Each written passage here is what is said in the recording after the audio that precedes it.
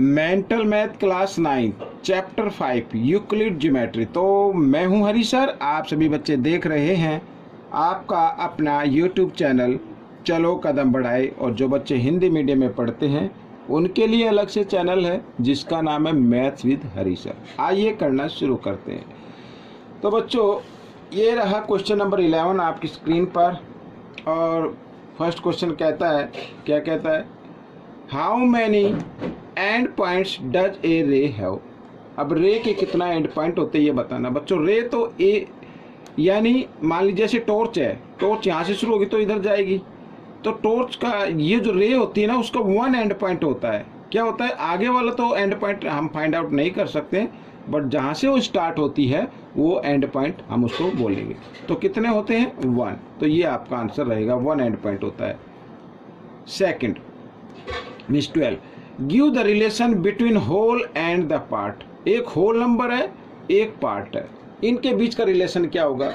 Euclid की अभिधारणा बोलती है कि होल नंबर जो होता है वो पार्ट से ग्रेटर होता है। तो यहाँ पर हम लिख सकते हैं WHOLE होल, ये ग्रेटर होगा किससे, पार्ट से। ठीक है भाई, कोई भी चीज़ है, बड़ी एक चीज़ है वो तो बड़ी होगी ना, अगर उसके हम किसी पार्ट की बात करें तो वो तो पार्ट से बड़ी होगी ना। ठीक है, अभी धारणाएं होती है यूक्लिड की, इन्हें ये सत्य होती हैं, इन्हें प्रूव नहीं किया जा सकता।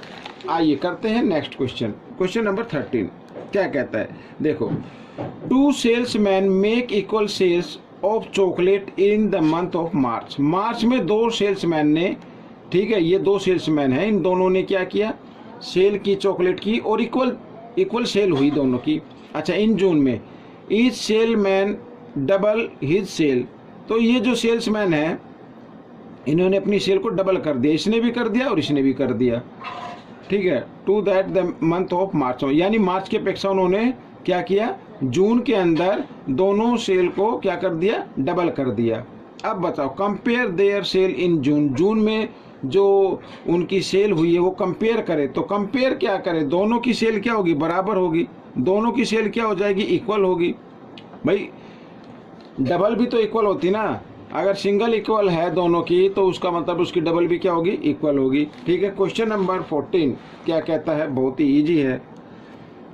ए ग्रेटर बी, ठीक है, और B greater C, then what is the relation between A and C. अब देखो भाई, यहाँ पर ए जो है बी से ग्रेटर है और बी किससे ग्रेटर है, सी से। इसका मतलब ए सी से तो ग्रेटर होगा ही होगा, तो ये रिलेशन होगा, ए ग्रेटर होगा सी से।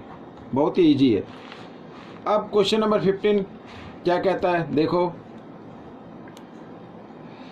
कहता है if a plus B is equal 10 then find the value of a plus B plus x.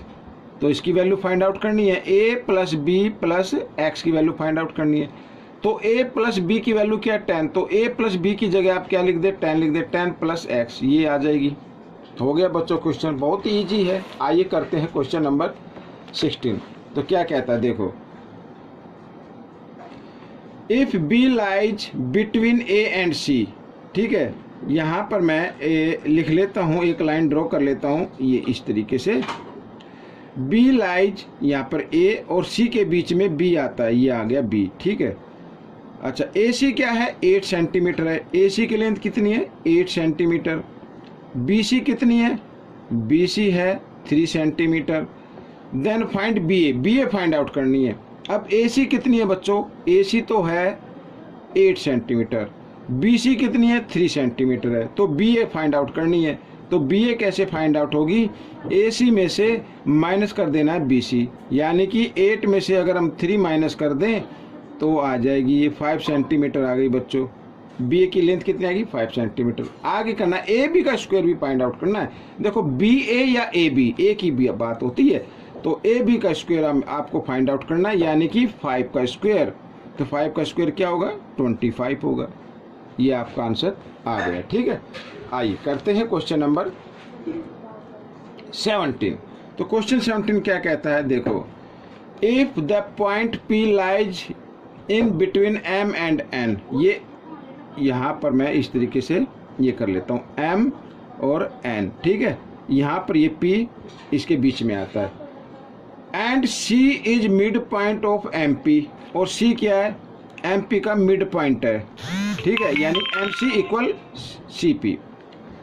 आगे देखो, फाइंड एम एन माइनस, ठीक है, एम एन, ये M N minus N P minus M C आपको फाइंड आउट करना। ये M N हो गया बच्चों, पूरा क्या हो गया, एम एन। इसमें से माइनस क्या करना है आपको, एन पी माइनस करना है। एन पी क्या करना है, माइनस करना है। ये माइनस हो गया तो क्या बचा हमारे पास, एम पी बचा। और एम पी में से क्या माइनस करना है, एम सी माइनस करना है। तो क्या बचेगा, पी सी बचेगा या सी पी बचेगा। ये आपका आंसर आएगा, ये आपका आंसर आ जाएगा। चाहे तो आप इसको इधर डिटेल से कर सकते हैं। देखो, सबसे पहले एम एन में से आप माइनस कर दो एन पी, एम एन में से आप माइनस कर दो एन पी, तो क्या बचा, एम पी बचा। तो क्या आ गया, इक्वल एम पी के इक्वल आ गया। ठीक है, अब एम पी आ गया ये हमारे पास। अब एम पी में से माइनस कर देना है आपको एम सी, एम पी में से एम सी माइनस कर दो तो क्या बचेगा, पी सी या सी पी। ये आ गया, तो यही आपका आंसर है। आइए करते हैं next question, question number 18। In the figure name of the following three line segment. Three line segment आपको देने हैं, लाइन सेगमेंट जिसके टू एंड पॉइंट होते हैं। ये देखिए, ए सी, यहाँ पर लिख दीजिए ए सी, और बी ए, सॉरी बी क्यू, ये भी आप लिख सकते हैं बी क्यू, ठीक है। और थर्ड लिख सकते हैं आर एस भी लिख सकते हैं आप, आर एस, ठीक है। ये क्या हो गए, लाइन सेगमेंट हो गए। चाहे तो आप इस तरीके से भी लिख सकते हैं, ए बी लिख सकते हैं इधर ये, ठीक है। सी डी भी लिख सकते हैं, डी क्यू भी लिख सकते हैं, बी आर भी लिख सकते हैं, इस तरीके से। तो ये आपका आंसर आ गया है।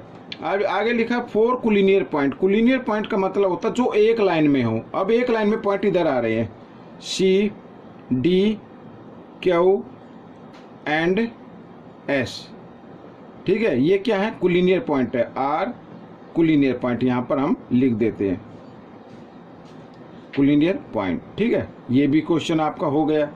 अब सी पे देखते हैं, a pair of non intersection line segment, ठीक है। एक पेयर बताना है जो क्या है, एक पेयर बताना है जो नॉन इंटरसेक्शन लाइन का है, ठीक है, जो नॉन इंटरसेक्शन लाइन का है, तो वो आपको बताना है। अब वो क्या होगा बच्चों, देखो यहां पर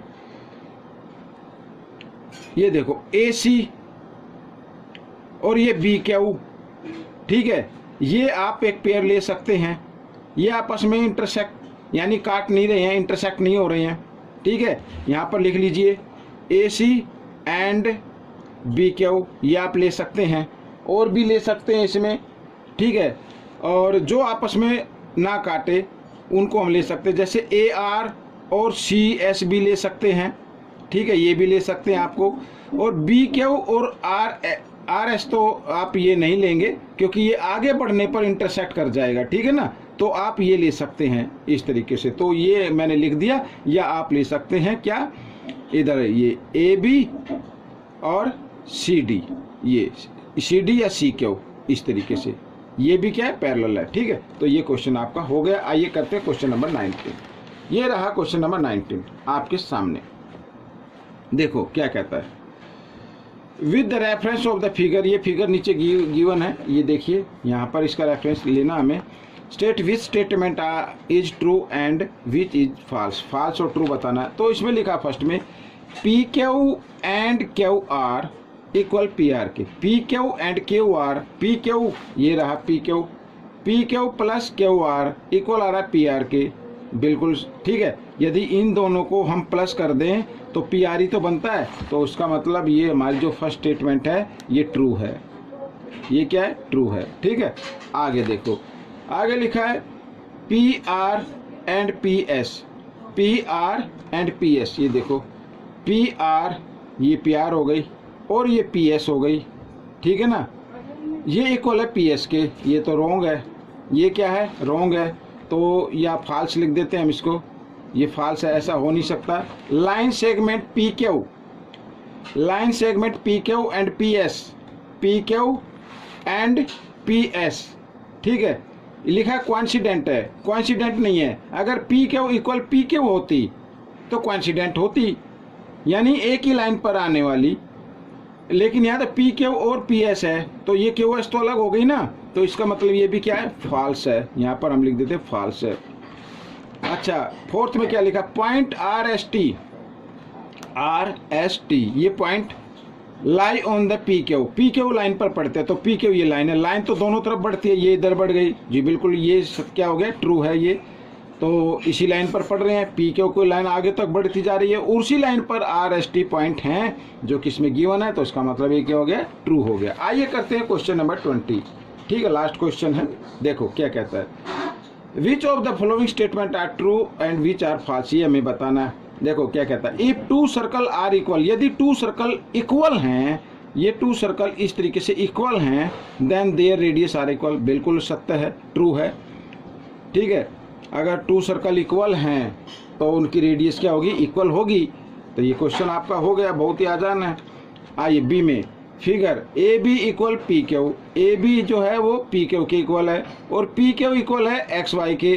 तो बताना क्या ए बी एक्स वाई के इक्वल है, बिल्कुल इक्वल है। देखो भाई, पी क्यू ए बी के इक्वल आ रही है और पी क्यू एक्स वाई के भी इक्वल आ रही है, तो उसका मतलब क्या होगा कि ए बी एक्स वाई के भी इक्वल होगी। ये भी, ये क्या है, ट्रू है बच्चों ये। ठीक है, ट्रू हो गया। आगे देखते हैं, कहता है the edge of a surface are curved, जो एज है, एज जो है वो किसी भी चीज का एज वो कर्व्ड में होता है, कर्व्ड में होता है तो वो एज नहीं बनता बच्चों। ठीक है, कर्व्ड में होता है तो वो एज नहीं होता है, तो ये फॉल्स हो गया, यहाँ पर ये फॉल्स लिख देंगे। अच्छा, आगे लिखा है ए सॉलिड हैज 3 डायमेंशन। ठीक है, सॉलिड मान ले क्यूब है, क्यूबॉइड है, तो 3, तो लेंथ ब्रेथ हाइट ये तो होती हैं, तो इसका मतलब ये क्या हो गया, ट्रू हो गया ये बच्चों ये। ठीक है, क्या हो गया, ट्रू हो गया। भाई ये मान लीजिए क्यूबॉइड आती है या क्यूब है ये, इस तरीके से ये डायमेंशन, इसकी लेंथ ब्रेथ हाइट है तो तीनों ना, 3 होती है भाई, इसकी तो इक्वल है। अगर हम क्यूबॉइड बना दें, इस तरीके से हम बना दें, तो इसमें तो फर्क आ जाएगा, लेंथ ब्रेथ हाइट ये होती है, 3 होती है, तो बिल्कुल ट्रू है। आगे देखो ई वाला part, if a quantity B is a part of another quantity A. ठीक है, इसमें कहा है कि जो बी है वो बी जे पार्ट है, यानी बी एक पार्ट है ए का, तो ए का एक पार्ट है। तो यूक्लिड जो अभिधारणा होती है वो क्या कहती है कि होल नंबर ग्रेटर होता है किससे, पार्ट से। तो इसमें लिखा हुआ है कि जो बी है ना वो पार्ट है किसका, ए का पार्ट है, तो इसका मतलब ए तो ग्रेटर होगा।